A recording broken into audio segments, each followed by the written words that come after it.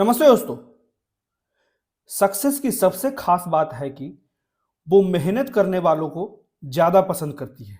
इसलिए कोई भी सक्सेस अगर प्राप्त करना है किसी भी सेक्टर में, किसी भी क्षेत्र में, कोई भी एग्जाम को अगर आप पास करना चाहते हैं तो उसका सबसे की थिंग है, सबसे बड़ी कुंजी जो है वो हार्ड वर्किंग है।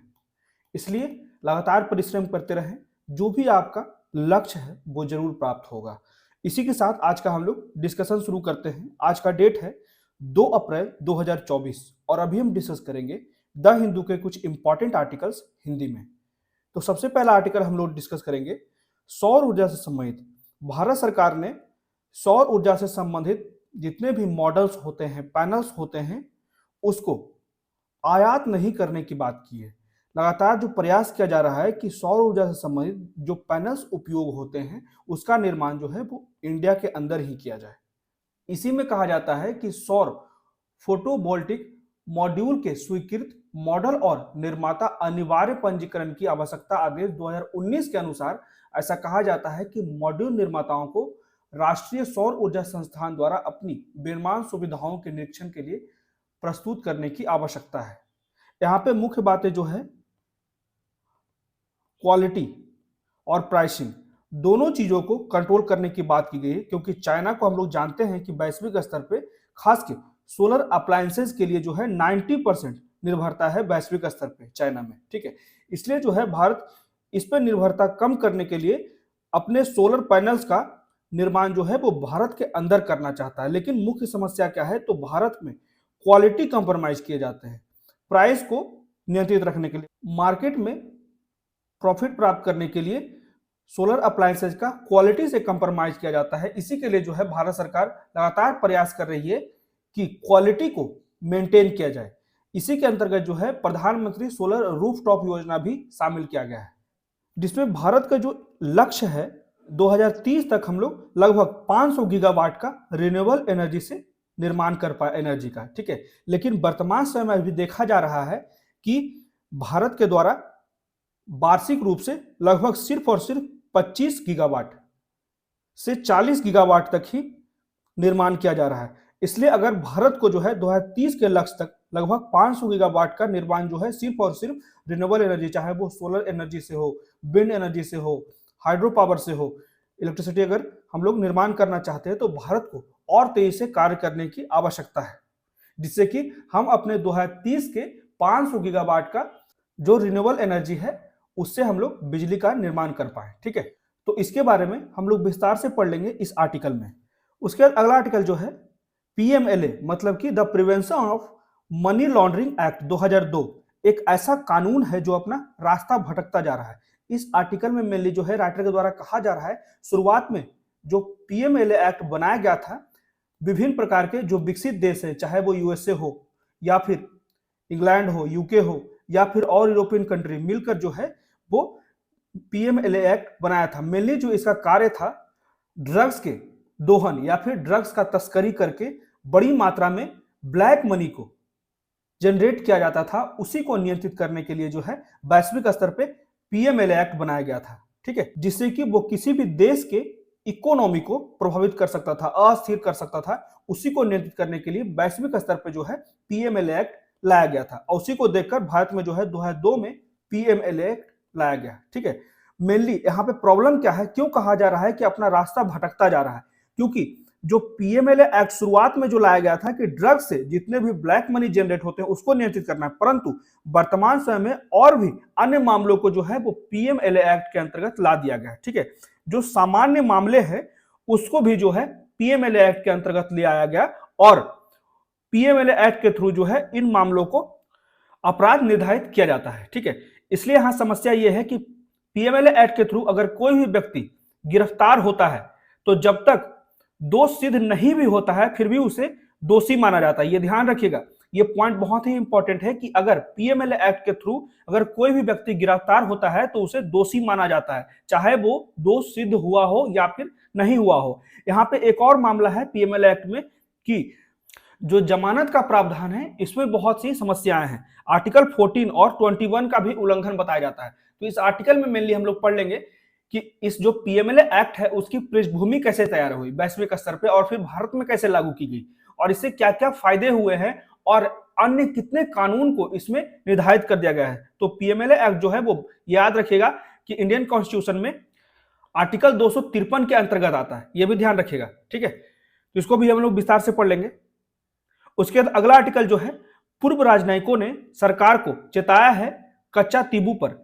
लगातार जो है 1974 की जो तत्काल सरकार थी भारत की, उन्होंने कच्चा तीबू को श्रीलंकन गवर्नमेंट को दे दिया था, जिसके कारण अभी बहुत सी समस्याएं होती है। जो तमिलनाडु क्षेत्र के जो मछुआरे होते हैं, अगर वहां पे मछली पकड़ने जाते हैं तो उन्हें गिरफ्तार कर लिया जाता है।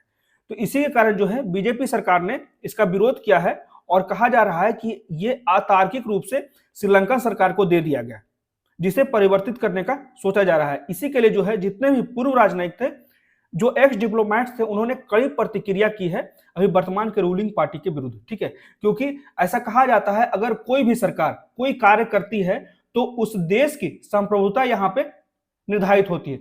तो अगर हम लोग जो विदेश नीति बनाते हैं और अगर उससे जो घरेलू हमारा राजनीति है, अगर घरेलू राजनीति के कारण हम विदेश नीति को प्रभावित करते हैं, लगातार चेंज करते हैं, तो हमारा वैश्विक स्तर पे जो विश्वसनीयता है वो समाप्त हो जाएगी, ठीक है। कोई भी जो विदेश नीति बनाई जाती है उसमें विश्वास नहीं करेगा भारत पे। इसलिए जो है इस आर्टिकल में मुख्यतः हम लोग बात करेंगे कि क्या क्या बातें कही गई है एक्स डिप्लोमेट्स के द्वारा, ठीक है, जिससे कि वो मेनली चाहते हैं कि जो भी पूर्व की सरकारें हैं, अगर कोई भी विदेश नीति निर्धारित की है, किसी से भी समझौता किया गया है, जैसे बांग्लादेश के साथ हम लोगों ने समझौता किया, दोनों ने भूमि को आदान प्रदान किया, जिससे कि दोनों की मित्रता और बेहतर हो गई। उसी तरह का एग्जाम्पल दिया जाता है कि कोई भी आने वाली सरकार भविष्य में जो भूतकाल में कोई भी विदेश नीति अगर बनाई गई है भारत के द्वारा तो उसे परिवर्तित ना करे, नहीं तो वैश्विक स्तर पे भारत की विश्वसनीयता पे सवाल उठाया जा सकता है, ठीक है। तो आइए शुरू करते हैं आज का डिस्कशन। इसमें पहला आर्टिकल है सौर ऊर्जा से संबंधित, जिसमें आयातित सौर पैनल को दूर किया जा रहा है। यहाँ पे लगातार जो है इंडियन गवर्नमेंट चाह रही है कि जितने भी सोलर पैनल्स होते हैं, ठीक है, या फिर मॉडल्स होते हैं, उसको भारत में ही मेड इन इंडिया में ही बनाने का प्रयास किया जाए। इसमें मेनली जो है बात की जा रही है क्वालिटी को मेंटेन करने की बात की जा रही है, क्योंकि हम लोग जानते हैं कि वैश्विक स्तर पे जो है सोलर अप्लायंसेज का जो एक्सपोर्ट है चाइना से 80% होता है, ठीक है। इसलिए भारत जो है चाइना पर निर्भरता को कम करने के लिए इस तरह का फैसला उठा रहा है। तो यहाँ पे यही बात कहा जा रहा है कि नया वित्तीय वर्ष सरकार द्वारा अंततः एक ऐसी नीति लागू करने के साथ शुरू हो गया है जो सौर ऊर्जा प्रोजेक्ट्स डेवलपर्स को आयातित पैनल पर भरोसा करने से हतोत्साहित कर रहा है, ठीक है। तो सौर फोटोवोल्टिक मॉड्यूल के स्वीकृत मॉडल और निर्माण अनिवार्य पंजीकरण की आवश्यकता आदेश 2019 मॉड्यूल निर्माताओं को राष्ट्रीय सौर ऊर्जा संस्थान द्वारा अपनी विनिर्माण सुविधाओं को निरीक्षण के लिए प्रस्तुत करने की आवश्यकता है। यहाँ पे जो भी अप्रूव्ड निर्माण सुविधाओं के रूप में सूची में होने से एक कंपनी को अपने परिसर के भीतर, ठीक है, अपने परिसर के भीतर वैध रूप से सौर पैनल का निर्माण करने और मॉड्यूल आयात नहीं करने के रूप में प्रमाणित किया जाता है, ठीक है, ध्यान रखिएगा। और इसका प्रमुख लाभ जो है वो सरकार के प्रमुख सौर ऊर्जा कार्यक्रम के लिए निविदाओं के लिए प्रतिस्पर्धा करने की पात्रता है। इसमें हाल ही में घोषित पीएम सोलर रूफटॉप योजना भी शामिल है। ये भी ध्यान रखिएगा कि पीएम सोलर रूफटॉप योजना भी शामिल है, ठीक है। तो यहाँ पे यही बात कहा जा रहा है कि भारत के द्वारा प्रयास किया जा रहा है कि लगभग 2030 तक जो है वो रिन्यूएबल एनर्जी के थ्रू जो है हम लोग इलेक्ट्रिसिटी को लगभग 500 गीगावाट तक जनरेट करें। लेकिन अभी वर्तमान समय में जो है हमारा देश जो है सालाना मात्र 25 गीगावाट से 40 गीगावाट तक ही अभी रिन्यूएबल एनर्जी से इलेक्ट्रिसिटी जनरेट कर रहा है। इसका मतलब यह है कि उस वर्ष तक सौर ऊर्जा से कम 280 गीगावाट या सालाना 2030 तक कम से कम 40 गीगावाट सौर ऊर्जा क्षमता और जोड़ी जाए। लगातार जो है हर साल कम से कम 40 गीगावाट और बढ़ाया जाए, जिससे कि हम लोग 2030 के लक्ष्य तक प्राप्त कर सके, जिसमें 2030 तक जो है 500 गीगावाट का जो इलेक्ट्रिसिटी जनरेशन है वो रिन्यूएबल एनर्जी से हो सके, ठीक है।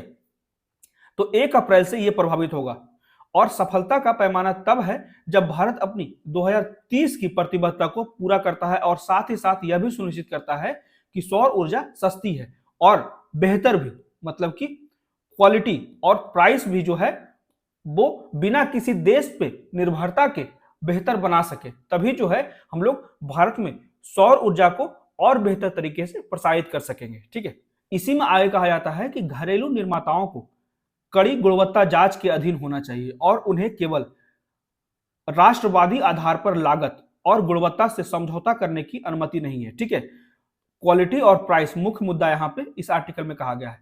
यहाँ पे भारतीय सौर उद्योग को बढ़ाना चाहिए और उच्च गुणवत्ता वाले निर्यात को होने के लिए हमें अपनी प्रतिष्ठा, अपना स्टेटस जो है वो वैश्विक स्तर पे बनाने के लिए अपने क्वालिटी और प्राइस को सही तरीके से नियंत्रित करना होगा, जिससे कि जो चाइना जो है राज्य कर रहा है खासकर सोलर पैनल के एक्सपोर्ट के लिए, बहुत से देश जो है, मैक्सिमम देश जो है वो चाइना से ही लगभग 80% जो है वो सोलर अप्लायंसेज जो है खरीदने के लिए डिपेंडेंट है। इसलिए भारत अगर बेहतर प्लेयर बनना चाहता है तो चाइना से compete करने के लिए उसके क्वालिटी और प्राइस दोनों से कंपटीशन करना होगा।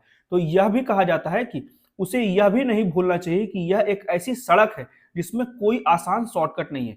भारत को जो है बहुत ही सीरियसली इस पे कदम उठाना चाहिए और कोई भी शॉर्टकट नहीं अपनाना चाहिए। लगातार जो है कठिन परिश्रम करना चाहिए, जिससे भारत जो है वैश्विक स्तर पे खास के सोलर अप्लायंसेज के लिए एक बेहतर एक्सपोर्टर के रूप में वैश्विक स्तर पे उभर सके। अब बढ़ते हैं अगले आर्टिकल की तरफ। ये बहुत ही महत्वपूर्ण आर्टिकल है, पीएमएलए एक्ट। पीएमएलए एक्ट मतलब होता है prevention of money laundering act 2002। ठीक है, ये मेनली जो बनाया गया था, जो ब्लैक मनी जनरेट होती थी थ्रू इंटरनेशनल ड्रग ट्रैफिकिंग, उसी को नियंत्रित करने के लिए। क्योंकि क्या होता था ना कि जितने भी ड्रग ट्रैफिकिंग होती थी और उससे जो बहुत बड़ी मात्रा में ब्लैक मनी का जनरेशन होता था, उससे बहुत से देशों की इकोनॉमी भी अस्थिर हो जाती थी। ठीक है, प्रभावित हो जाती थी। उसी को नियंत्रित करने के लिए वैश्विक स्तर पे जो है पीएमएलए एक्ट को लाया गया। तो इसके हम लोग पृष्ठभूमि को देख लेते हैं। ठीक है, यहां पे क्लियर कर दिया हूं। अंतरराष्ट्रीय मादक पदार्थों की तस्करी के माध्यम से उत्पन्न भारी मात्रा में काले धन ने कई देशों की अर्थव्यवस्था के लिए गंभीर खतरा पैदा कर दिया और इस बात का व्यापक एहसास था कि फलते फूलते नशीली दवाओं के व्यापार के माध्यम से उत्पन्न और वैध अर्थव्यवस्था में एकीकृत काले धन से विश्व अर्थव्यवस्था को अस्थिर करने और राष्ट्रों की अखंडता और संप्रभुता को भी खतरा में डाला जा सकता था। अब इसके पृष्ठभूमि को देख लेते हैं कि वैश्विक स्तर पर पीएमएलए एक्ट कैसे बनाया गया। तो सबसे पहले इसकी शुरुआत जो हुई थी 1988 में हुई थी संयुक्त राष्ट्र के द्वारा। तो संयुक्त राष्ट्र ने इस पर गंभीरता से ध्यान दिया और 1988 में नारकोटिक ड्रग और साइकोट्रोपिक पदार्थों के अवैध व्यापार के खिलाफ संयुक्त राष्ट्र सम्मेलन आयोजित किया। बहुत ध्यान से देखिएगा। ठीक है, तो सभी देशों से नशीली दवाओं से जुड़े अपराधों और अन्य संबंधित गतिविधियों की आय के शोधन को रोकने के लिए तत्काल कदम उठाने का आग्रह किया गया। ठीक है, सबसे पहला पहल संयुक्त राष्ट्र के द्वारा किया गया था 1988 में। इसी के बाद जो है वो 7 प्रमुख औद्योगिक देशों ने पेरिस में जुलाई 1989 में एक शिखर सम्मेलन आयोजित करता है और मनी लॉन्ड्रिंग की समस्या की जांच करने और खतरे से निपटने के उपाय की सिफारिश करने के लिए वित्तीय कार्रवाई कार्यबल, इसी को कहा जाता है एफएटीएफ, मतलब कि फाइनेंशियल एक्शन टास्क फोर्स की स्थापना की गई। ठीक है, जिससे कि इन जो मनी लॉन्ड्रिंग की समस्या है उसको नियंत्रित किया जा सके। उसी के बाद 1990 में क्या हुआ, तो संयुक्त राष्ट्र महासभा ने राजनीतिक घोषणा और कार्रवाई के वैश्विक कार्यक्रम नामक एक प्रस्ताव को अपनाया, जिसमें सभी सदस्य देशों से नशीली दवाओं के धन शोधन को प्रभावी ढंग से रोकने के लिए उपयुक्त कदम बनाने का आह्वान किया। ठीक है, इसी में आगे कहा जाता है कि संयुक्त राष्ट्र महासभा के इस प्रस्ताव के अनुसरण में भारत सरकार ने ड्रग मनी लॉन्ड्रिंग को रोकने के लिए एक कानून बनाने के लिए एफएटीएफ की सिफारिशों का उपयोग किया। ठीक है, फाइनेंशियल एक्शन टास्क फोर्स का उपयोग किया, क्योंकि नशीली दवाओं की तस्करी एक सीमा पार ऑपरेशन है। ठीक है, और संयुक्त राष्ट्र ने 10 जून 1998 को विश्व नशीली दवाओं की समस्या का एक साथ मुकाबला विषय पर एक विशेष सत्र आयोजित किया और मनी लॉन्ड्रिंग से निपटने की तत्काल आवश्यकता पर एक और घोषणा की गई। इसी के बाद जो है भारतीय संसद ने 2002 में धन शोधन निवारण अधिनियम बनाया, लेकिन इसे 2005 में लागू किया गया। ठीक है, तो ये था पूरा का पूरा जो है भारत में पीएमएलए एक्ट कहां से लाया गया। हालांकि भारत के पीएमएलए एक्ट ने समय समय पर संशोधन के साथ एक नए चरित्र हासिल कर लिया है। ठीक है, इसलिए कहा जाता है ना कि पीएमएलए एक्ट जो है वो अपना रास्ता भटकता जा रहा है। इसी में आगे कहा जाता है कि मनी लॉन्ड्रिंग पर कानून अपराध आय के इर्द गिर्द घूमता है, जिसे लॉन्ड्र किया हुआ कहा जाता है। न केवल अपराध में सीधे तौर पर शामिल व्यक्ति और अपराध की प्रक्रिया आगे बढ़ती है, बल्कि ऐसे व्यक्ति भी जिसका अपराध से कोई लेना देना नहीं है, लेकिन बाद के चरण में अगर लॉन्ड्रिंग प्रक्रिया में कुछ भागीदारी होती है, वे भी इस कानून के तहत दोषी माने जाते हैं। ठीक है, क्लियर हो गया।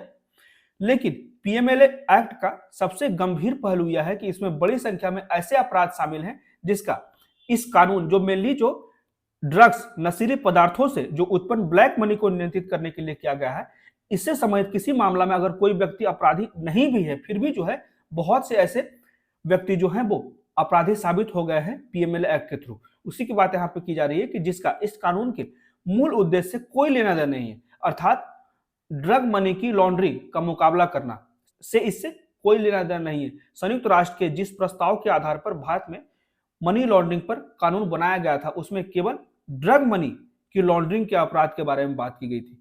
लेकिन भारत में जो है विभिन्न प्रकार के संशोधन करके और भी अनेक कानून को इसमें सूचीबद्ध किया गया। तो इस प्रकार पीएमएलए का उद्देश्य जो है वो अंतर्राष्ट्रीय नशीली दवाओं के व्यापार से उत्पन्न काले धन की भारी मात्रा को अवैध बनाना, ठीक है, इनवैलिड बनाना और विश्व अर्थव्यवस्था को अस्थिर करने की आशंका को रोकने के लिए, ठीक है, नियंत्रित करने के उद्देश्य से ही पीएमएलए एक्ट बनाया गया था। इसके अलावा क्या कहा जाता है, पीएमएलए को भारत की संसद द्वारा अनुच्छेद 253, ये ध्यान रखिएगा, 253 के द्वारा जो है पीएमएलए एक्ट लाया गया था। तो अनुच्छेद 253 के तहत अधिनियमित किया गया था, जो इसे अंतर्राष्ट्रीय सम्मेलन को लागू करने के लिए कानून बनाने का अधिकार देता है। ठीक है, जो अंतर्राष्ट्रीय सम्मेलन में कानून बनाने का निर्णय होता है, उसको अगर भारत में लागू करना है तो यह अधिकार जो है वो भारत के संविधान के अनुच्छेद 253 द्वारा दिया गया है। तो यह अनुच्छेद यह इंगित करता है कि किसी भी अंतर्राष्ट्रीय निकाय के किसी भी निर्णय को लागू करने के लिए संसद जो कानून बनाएगी वह उस निर्णय की विषय वस्तु तक ही सीमित होगा और संविधान की 7वीं अनुसूची की संघ सूची में, ये संघ सूची का विषय है, ठीक है, तो संघ सूची में आइटम नंबर 13 इस बिंदु पर विशिष्ट है। तो इस प्रकार ऊपर उल्लिखित संयुक्त राष्ट्र संकल्प के संदर्भ में अनुच्छेद 253 और संघ सूची के आइटम नंबर 13 के तहत अधिनियमित मनी लॉन्ड्रिंग पर कानून केवल ड्रग मनी पर हो सकता है। ठीक है, तो इस अधिनियम में अलग अलग समय पर किए गए विभिन्न संशोधन ने इस अनुसूची को और ज्यादा बड़ा बना दिया।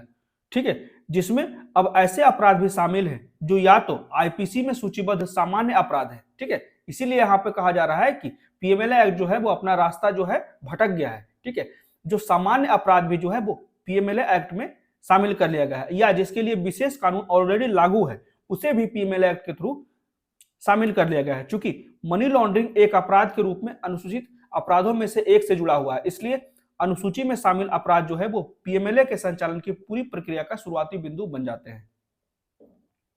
अब भटकाव क्यों यहाँ पे दर्शाया जा रहा है, तो अनुसूची पर अगर बारीकियों से हम लोग नजर डालते हैं तो इससे सामान्य विवेक वाले व्यक्ति को भी यह विश्वास हो जाएगा कि यह कानून जो है वो अपनी मूल योजना से भटक गया है। इसमें शामिल प्रावधान कठोर हैं, जो मादक पदार्थों की तस्करी और धन श्रृंखला में शामिल खतरनाक लोगों से निपटने के लिए बनाया गया था, और इस प्रावधान का उपयोग अब अन्य अनुसूचित अपराधों में भी उसकी कठोरता को कम किए बिना लागू किया जा रहा है।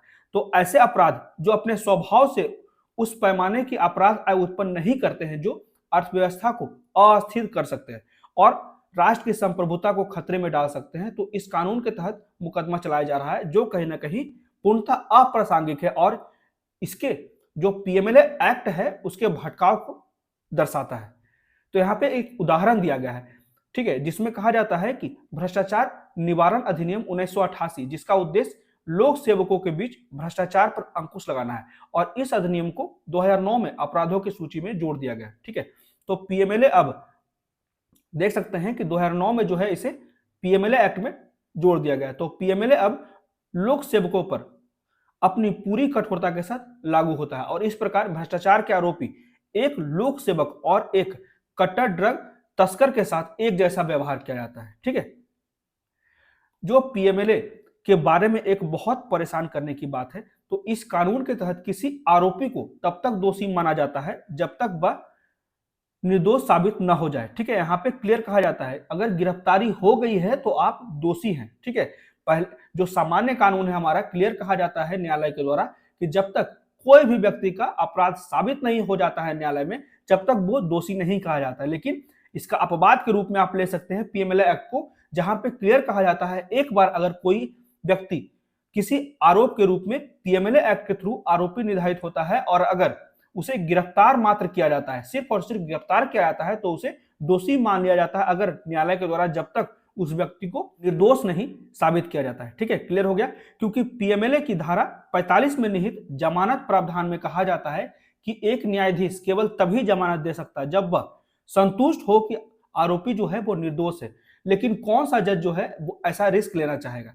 कौन सा जज ऐसा रिस्क लेना चाहेगा जो वह व्यक्ति बिना मुकदमे के वर्षों तक इसी के कारण जो है, इसी के परिणाम स्वरूप जो है बहुत से व्यक्ति पे अगर पीएमएलए एक्ट झूठे रूप से लगाया गया है, जिसका दोष भी साबित नहीं हुआ, फिर भी वो है बहुत समय तक, कई वर्षों तक जो है जेल में सड़ता रहता है। तो जमानत के क्या प्रावधान है पीएमएलए एक्ट के थ्रू? तो पीएमएलए अधिनियम धारा 45 का जो है वो जमानत प्रावधान को निर्धारित करता है, जो वर्तमान भारत में बहुत अधिक राजनीतिक महत्व रखता है। तो यहाँ पे दो मामले यहाँ पे दर्शाए गए हैं, जिसमें निकेश ताराचंद शाह बनाम भारत संघ 2018 के मामले में इसे अनुच्छेद 14 और अनुच्छेद 21 का उल्लंघन माना था और भारत के सर्वोच्च न्यायालय की 2 न्यायाधीश पीठ द्वारा इसे असंवैधानिक घोषित कर दिया गया, जो गिरफ्तारी की जाती है पीएमएलए एक्ट के थ्रू। ठीक है, तो हालांकि उसके बाद फिर से जो है इसे निर्धारित भी किया गया सुप्रीम कोर्ट के द्वारा। तो संसद ने बड़ी तत्परता के साथ कुछ संशोधन के साथ इस प्रावधान को बहाल कर दिया, जो विजय मदन लाल चौधरी बनाम भारत संघ 2022 ठीक है मामले में न्यायमूर्ति एएम खानविलकर की अध्यक्षता वाली यहाँ पे 2 जजों की बेंच बैठी थी, जिसे असंवैधानिक कर दिया गया था। फिर से 3 जजों की बेंच ने इसे फिर से लागू कर दिया। ठीक है, तो शीर्ष अदालत ने माना है कि यह प्रावधान उचित है और इसका पीएमएलए अधिनियम के उद्देश्यों से सीधा संबंध है। तो यही सबसे बड़ी जो है वो समस्या उत्पन्न कर रहा है।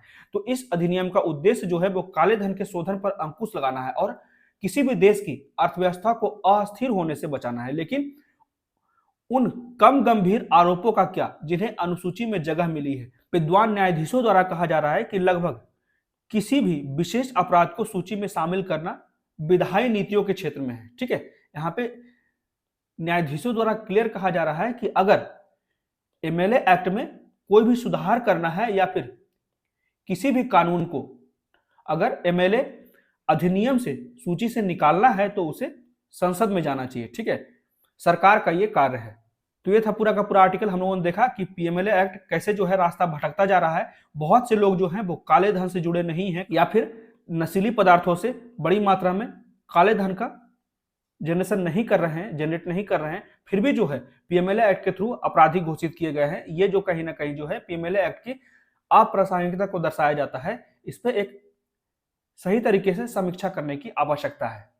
अब बढ़ते हैं अगले आर्टिकल की तरफ। इसमें लगातार जो है अभी वर्तमान के रूलिंग पार्टी बीजेपी के द्वारा कहा जाता है कच्चा तीबू, जो कि श्रीलंका को दे दिया गया था 1974 में, उस समय के तत्काल में जो रूलिंग पार्टी थी कांग्रेस के द्वारा। ठीक है, उस समय इंदिरा गांधी जो थी प्रधानमंत्री थी। तो यहाँ पे वही बात कहा जा रहा है बीजेपी के द्वारा कि कच्चा तीबू को अगर श्रीलंका को दे दिया गया है, जिसके कारण तमिलनाडु के बहुत से मछुआरे जो हैं अगर मछली पकड़ने जाते हैं तो उन्हें गिरफ्तार कर लिया जाता है।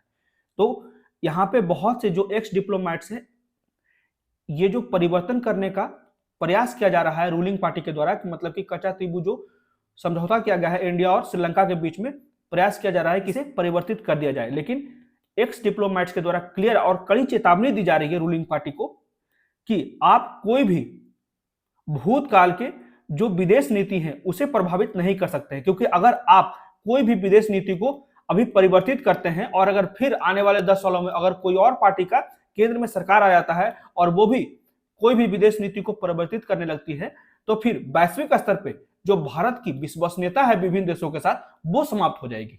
इसी में कहा जाता है कि पूर्व भारतीय राजनयिकों ने कच्चा तीबू द्वीप पर 1974 के भारत श्रीलंका समझौते पर किसी भी संभावित पुनर्विचार के संबंध में भारत सरकार को कड़ी चेतावनी दी है। और यह चेतावनी कब दी गई? जब विदेश मंत्री एस जयशंकर के द्वारा हालिया में बयान दिया गया कि इसे परिवर्तित किया जा सकता है और सरकार के रुख में संभावित बदलाव के बारे में चिंताएं बढ़ा दी गई है। ठीक है, तो इसी में बहुत से जो है एक्स डिप्लोमेट्स अपने अपने वक्तव्य दे रहे हैं। ठीक है, यहाँ पे वही बात कहा जा रहा है कि पुराने समझौते पर फिर से विचार करने के संभावित राजनयिक प्रभाव पर आशंका व्यक्त की है और उन्होंने इस बात पर जोर दिया है कि कच्चा तीबू पर भारत की स्थिति में कोई भी बदलाव न केवल पड़ोसी देशों के साथ संबंधों में तनाव पैदा कर सकता है, बल्कि क्षेत्र में भारत की विश्वसनीयता को भी कमजोर कर सकता है। ठीक है, आप कच्चा तीबू के मैप देख सकते हैं। ठीक है, यहाँ पे रामेश्वरम है, यहाँ पे मन्नार आइलैंड है और ये जो क्षेत्र है वो श्रीलंका का है। इसको और बेहतर तरीके से देख सकते हैं। ठीक है, रामेश्वरम इंडिया का पार्ट है, कच्चा तीबू जो है अभी वर्तमान समय में श्रीलंका का पार्ट है, डेलफट और जाफना, ये सभी जो आइलैंड है याद रखेगा। क्या पता इसी संबंधित एक लोकेशन बेस्ड क्वेश्चन जो है यूपीएससी के पीटी में पूछ दिया जाए, ठीक है, तो ये ध्यान रखिएगा। ये जो है 1974 में श्रीलंकन प्राइम मिनिस्टर और Indian prime minister Indira Gandhi के द्वारा जो है साइन किया गया था एक मैरीटाइम एग्रीमेंट, ठीक है। तो इसी में आगे कहा जाता है कि संप्रभुता और क्षेत्रीय अखंडता मौलिक सिद्धांत है जिसे राजनयिक बदलावों से अप्रभावित रखना चाहिए। जो एक्स डिप्लोमेट से उन्होंने पिछले कुछ वर्षों में कच्चा तीबू पर भारत के रुख में निरंतरता पर प्रकाश डाला है और पिछली सरकार द्वारा किए गए समझौतों की पवित्रता को बनाए रखने की आवश्यकता पर बल दिया है, ठीक है। जमीनी स्तर पर स्थितियों को पलटना कठिन है, लेकिन देश के नेतृत्व द्वारा उठाए जा रहे ऐसे मुद्दे देश की विश्वसनीयता को नुकसान पहुंचाएंगे और आत्मलक्ष्य हो सकते हैं, ठीक है।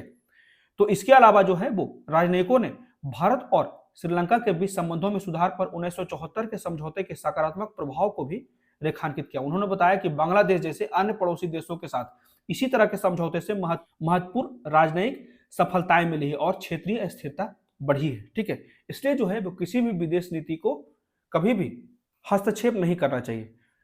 तो इसी में आगे कहा जाता है कि पूर्व राजनयिकों द्वारा उठाए गए कई चिंताएं भारत में विशेष रूप से तमिलनाडु में चल रही बहस के बीच आई, जहां कच्चा तीबू के पास भारतीय मछुआरों के अधिकारों का मुद्दा बार बार विवाद का मुद्दा बना हुआ है। हालांकि राजनयिकों ने घरेलू, ये क्लियर है, ये बहुत ही इंपॉर्टेंट पॉइंट है कि घरेलू राजनीतिक दबाव को भारत की विदेश नीति के निर्णयों को निर्धारित करने की अनुमति देने की यहाँ पे संकेत मिल रहे हैं। तो संप्रभुता और क्षेत्रीय अखंडता ऐसे मुद्दे नहीं है जहां सरकार बदलने पर सरकार की स्थिति बदल जाती है। यदि सरकार पुराने समझौतों को फिर से खोलती है तो यह एक बहुत ही बुरा उदाहरण स्थापित होगा।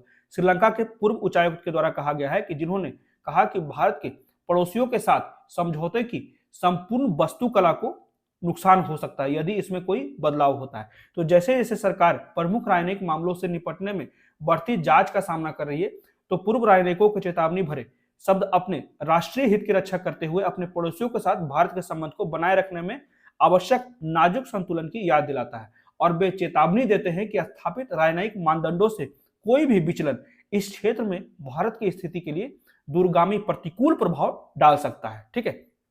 विभिन्न जो भारत के पड़ोसी देश है उनसे भी संबंध खराब हो सकता है, वैश्विक स्तर पर भी भारत की विश्वसनीयता पर सवाल उठ सकता है। अब देख लेते हैं कुछ महत्वपूर्ण क्वेश्चन जो कि करंट अफेयर से रिलेटेड है। तो पहला क्वेश्चन है, हाल ही में ह्यूमन एआई निम्नलिखित में से किस कारणों से खबरों में था। तो पहला जो स्टेटमेंट है, यह महिला वैज्ञानिकों द्वारा विकसित दुनिया का पहला एआई है। यह दुनिया की पहली भावनात्मक रूप से बुद्धिमान आवाज एआई है। यह किसी मध्य पूर्व देश द्वारा विकसित दुनिया का पहला एआई मॉडल है, या फिर यह पृथ्वी पर सभी उपलब्ध भाषाओं को समझने के लिए विकसित दुनिया का पहला एआई है। इसका सही उत्तर जो हो जाएगा वो बी हो जाएगा, कि ये जो है इमोशनल इंटेलिजेंस है, ठीक है, ये ध्यान रखिएगा। इसके बारे में हम लोग जान लेते हैं। तो यह दुनिया की पहली भावनात्मक रूप से बुद्धिमान आवाज एआई है, ठीक है, और यह लाइव ऑडियो इनपुट स्वीकार करता है और मुखर अभिव्यक्ति के उपायों के साथ संवर्धित ऑडियो और ट्रांसक्रिप्ट दोनों को लौटाता है, ठीक है। तो ध्यान रखिएगा, इसी को कहा जाता है first emotionally intelligent voice AI, ठीक है, जो अभी न्यूयॉर्क बेस्ड रिसर्च लैब और टेक्नोलॉजी के द्वारा यह तैयार किया गया है। इसका नाम है ह्यूम, ये नाम याद रखिएगा, ठीक है, मैंने ह्यूमन बोल दिया था, ह्यूम होता है, ठीक है, ये ध्यान रखिएगा। अब इसको एक बार इंग्लिश में भी बोल देता हूं। It is the world's first emotionally intelligent voice AI. It accepts live audio input and returns both generated audio and transcript augmented with measures of vocal expression, ठीक है। यह अनिवार्य रूप से एक एपीआई है, ठीक है, जो इसके स्वामित्व वाले एम्पाथिक लार्ज लैंग्वेज मॉडल द्वारा संचालित होता है, ठीक है, क्लियर, याद रखिएगा। इसे खुशी और संतुष्टि जैसे सकारात्मक अभिव्यक्ति को अनुकूलित करने के लिए मानवीय प्रतिक्रियाओं पर प्रशिक्षित किया जाता है, ठीक है। ईवीआई उपयोगकर्ताओं की प्रतिक्रियाओं से सीखने जारी रखना चाहिए। तो भाषण की धुन, लय और समय को संसाधित करके ईवीआई विभिन्न प्रकार की नई क्षमताओं को अनलॉक करता है, जैसे यह जानना है कि कब बोलना है और आवाज के सही स्वर के साथ अधिक सहानुभूतिपूर्ण भाषा उत्पन्न करना है, ठीक है। उसके बाद अगला क्वेश्चन है, हाल ही में स्टैटिक दवाएं चर्चा में थी, यह किस कारण से प्रशासित किया जाता है। तो ये मेनली जो है वो कोलेस्ट्रॉल को कम करने के लिए है, ठीक है। इसके बारे में भी बहुत सी चीजें हैं इंपॉर्टेंट जिसे ध्यान दे देते हैं। तो स्टैटिन जो है वो प्रिस्क्रिप्शन दवाएं हैं जो लोगों को अपने कोलेस्ट्रॉल को सामान्य स्तर पे लाने के लिए दी जाती है। यह लीवर एंजाइम की क्रिया को अवरुद्ध करके काम करता है जो कोलेस्ट्रॉल के उत्पादन के लिए जिम्मेदार है, ठीक है। तो रक्त में बहुत अधिक कोलेस्ट्रॉल धमनियों की दीवारों पर प्लॉक के निर्माण का कारण बन सकता है। वह निर्माण अंततः धमनियों को संकीर्ण या कठोर कर सकता है और इन संकुचित धमनियों में अचानक रक्त के थक्के जो है वो दिल का दौरा या स्ट्रोक का कारण बन सकता है, ठीक है। तो कुछ स्टैटिन आपके एलडीएल मतलब कि लो डेंसिटी लिपोप्रोटीन और बैड प्रोटीन भी कहा जाता है इसे, कोलेस्ट्रॉल को 50% या उससे अधिक तक कम कर देता है, ठीक है। तो प्रदाता अक्सर एलडीएल को खराब कहते हैं क्योंकि यह अधिक धमनियों के अंदर बनता है जिससे उसमें रक्त का प्रवाह कठिन हो जाता है, ठीक। तो इन दवाओं को हृदय रोग और स्ट्रोक के कम जोखिम से भी जोड़ा गया है। तो स्टैटिन कुछ रक्त के थक्कों को जोखिम को कम करने में भी मदद करता है। तो स्टैटिन कभी कभी अन्य दवाओं के साथ परस्पर क्रिया करता है जिससे मांसपेशियों की क्षति जैसे गंभीर दुष्प्रभाव का भी खतरा रहता है। तो ये ध्यान रखिएगा स्टैटिन क्या है, ठीक है। मेनली जो है वो कोलेस्ट्रॉल को कम करने के लिए किया जाता है, ठीक है। इसका उपयोग किया जाता है इस मेडिसिन का। उसके बाद अगला क्वेश्चन है निम्नलिखित में से कौन जो है वो जीरो FIR शब्द का सबसे अच्छा वर्णन है। तो ये जो है यह एक FIR को संदर्भित करता है जो उस क्षेत्र की परवाह किए बिना, ठीक है, उस क्षेत्र की परवाह किए बिना दर्ज की जाती है जहां अपराध हुआ हो। इसी को कहा जाता है जीरो FIR। मतलब कि अगर हम दिल्ली में हैं और अगर बिहार में कोई अपराध होता है तो हम लोग दिल्ली से भी FIR दर्ज करा सकते हैं, उसी को कहा जाता है जीरो FIR, ठीक है। यह एक FIR को संदर्भित करता है जो उस क्षेत्र की परवाह किए बिना दर्ज की जाती है जहां अपराध हुआ हो। तो एक बार पंजीकृत होने के बाद इसे जांच के लिए उपयुक्त पुलिस स्टेशन में स्थानांतरित कर दिया जाता है, ठीक है। जैसे दिल्ली के पुलिस स्टेशन में अगर मैंने कोई भी FIR करवाया और जिस क्षेत्र में हुआ है वहां से संबंधित जो भी पुलिस स्टेशन है वहां पे ये केस ट्रांसफर कर दिया जाएगा। तो प्रारंभ में कोई भी नियमित FIR नंबर प्रदान नहीं किया जाता है और संबंधित पुलिस स्टेशन जांच के लिए एक नई FIR दर्ज की जाती है। तो जीरो FIR का प्रावधान जो है वो CRPC 1973 का धारा 154 के तहत जो 2012 के निर्भया मामले के बाद स्थापित जस्टिस वर्मा समिति की सिफारिश पर आधारित है। ये भी ध्यान रखिएगा जस्टिस वर्मा समिति की सिफारिश पर आधारित है जीरो FIR, ठीक है। उसके बाद अगला क्वेश्चन है 75/25 इनिशिएटिव। 75/25 पहल हाल ही में किससे संबंधित समाचार पत्रों में देखा गया है। तो ये जो है मेनली गैर संचारी रोग नॉन कम्युनिकेबल डिजीज है, ठीक है। 75/25 इनिशिएटिव जो है यह एक नॉन कम्युनिकेबल डिजीज से संबंधित है और PSC के माध्यम से 2025 तक उच्च रक्तचाप, हाई ब्लड प्रेशर और डायबिटीज से पीड़ित 75 मिलियन लोगों को मानक देखभाल पर रखा जाएगा। और यह जो है वो प्राथमिक स्वास्थ्य देखभाल के लिए दुनिया में NCD का सबसे बड़ा कवर है, मतलब कि नॉन कम्युनिकेबल डिजीज का सबसे बड़ा कवर है। तो इसे ध्यान रखिएगा, ठीक है। जो हाई ब्लड प्रेशर हो गया या फिर डायबिटीज हो गया उसको संरक्षित रखने के लिए एक मानक के रूप में देखभाल किया जाएगा। उसके बाद अगला क्वेश्चन है, ये जो है स्टैटिक क्वेश्चन है, मेनली जो है ये मॉडर्न हिस्ट्री से है, ठीक है। तो बाइकॉम सत्याग्रह को महत्वपूर्ण माना जाना चाहिए, क्यों? क्योंकि जो है इसने केरला में जातिगत भेदभाव के मुद्दे पर प्रकाश डाला था। तो बाइकॉम सत्याग्रह को महत्वपूर्ण माना जाना चाहिए क्योंकि इसने केरल में जातिगत भेदभाव के मुद्दे को उजागर किया था। हालांकि इस सत्याग्रह का नेतृत्व महात्मा गांधी ने नहीं किया था, यह ध्यान रखिएगा, महात्मा गांधी ने नहीं किया था और यह अहिंसक सविनय अवज्ञा के सिद्धांतों से प्रेरित था जिसका उन्होंने समर्थन किया था। और इस आंदोलन का उद्देश्य निचली जाति के हिंदुओं को त्रावणकोर रियासत में बैकोम महादेव मंदिर के आसपास सार्वजनिक सड़कों तक पहुंच प्रदान करने के उनके खिलाफ भेदभाव को समाप्त करने के लिए किया गया था, ठीक है। तो ये थे आज के द हिंदू के कुछ महत्वपूर्ण डिस्कशन, कुछ इंपॉर्टेंट आर्टिकल हम लोगों ने डिस्कस किया और कुछ करंट अफेयर से रिलेटेड महत्वपूर्ण क्वेश्चंस डिस्कस किया। तो कैसा लगा आज का डिस्कशन प्लीज मुझे कमेंट करके बताएं और मेरे वीडियो को ज्यादा से ज्यादा लाइक करें, शेयर करें और मेरे चैनल को सब्सक्राइब करें।